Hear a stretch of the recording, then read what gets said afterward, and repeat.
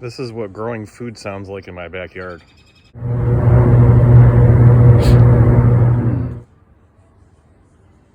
Same soil, same sun, same care, just a different environment. I'm growing tomatoes out here, Roma, Black Krim, nothing special, just real conditions.